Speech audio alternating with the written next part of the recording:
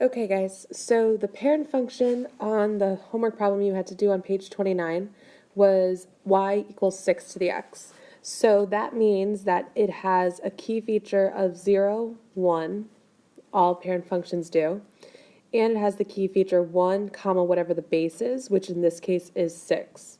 And it also has an asymptote at y equals 0. So when we stretch this, we're going to be stretching it by a factor of negative 1/3. Negative 1/3 does mean that it's going to be reflecting.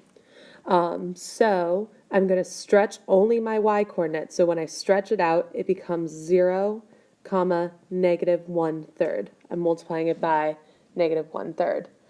And then when I stretch my second point, only the y-coordinate gets stretched, and it becomes 1, comma, negative 2. And we don't stretch an asymptote, we only shift it. Now we're going to shift our point around, and we are going to shift it to the left 2, and down 1. So if I shift this point to the left 2, that's going to be affecting the x-coordinate. So instead of being at 0, I'm moving it to the left 2 units, putting it at negative 2. And I'm going to be shifting it downwards. So instead of being at negative 1/3, I'm shifting it down 1. So it's going to be at negative 1 and 1/3.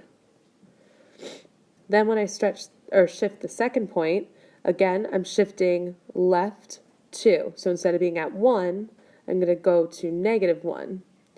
And down 1 means I'm shifting negative 2 down 1 unit, and it's going to end up at negative 3. Since the asymptote is y equals, it's affected by the vertical transformation, which is this value. This value will always be our asymptote. So our asymptote will now be at y equals negative 1. So I want to sketch this graph first off by drawing a dotted line to represent my asymptote, and then plotting the 2 points that I found via my transformations. So the first point is negative 2 and 1 1/3, so that's right about there. And then the next point is negative 1, negative 3. Now we got to think with our brains what this shape is going to be. The parent function is y equals 6 to the x, which means it's growth. So the parent function starts small and gets tall. That's the shape of the parent function. But this function's been reflected, right? That's what the negative 1/3 tells me. So instead of facing upwards, starting small and getting tall, I'm going to be facing downwards. So my shape is actually going to look like this, an actual reflection. Same shape, just reflected downwards. So I'm going to take and make that shape starting small, heading off to negative infinity in this direction. So let's try one more before you do some on your own. The function is 2/3 times 9 to the x minus 2 plus 3. So the parent function is going to start off by being y equals 9 to the x. We're just taking our base to determine that. And so this parent function, as all parent functions, has the point 0, 1 and the point 1 comma the base, so 1 comma 9. It also has an asymptote at y equals 0, meaning it never ever crosses 0.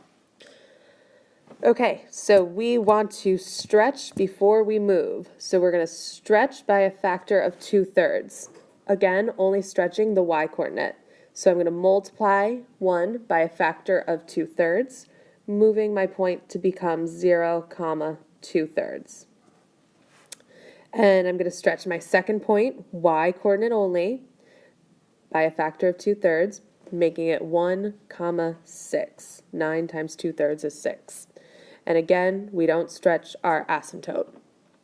Now we're going to shift around here. So we are going to shift right 2. That's going to affect our x-coordinates. And we are going to shift, it looks like up 3. Up 3. And so that's going to affect our y-coordinate. So our point 0, 2/3 when shifted right 2 becomes 2, and shifted up 3 becomes 3 2/3. And then my point 1 comma 6, when shifted right 2, becomes 3. And when it's shifted up 3, becomes 9. And my asymptote is always just my k value because it's been shifted up 3 units. So my asymptote's at 3. So we're going to start off by plotting our asymptote at 3. So we draw our line that the function will never cross. And we plot our 2 points. So we've got the point 2 and 3 2/3. That's right about here on the graph. And we've got the point 3 comma 9. That's going off the graph just a hair right here. And if we look at our parent function is 9 to the x. That means that our parent function has the general shape of growth, starting small and getting tall. So that's the graph that we should attempt to plot through our points. So we're going to get small near the asymptote and then go through our 2 points and get larger. And that's all we need to do to graph this function.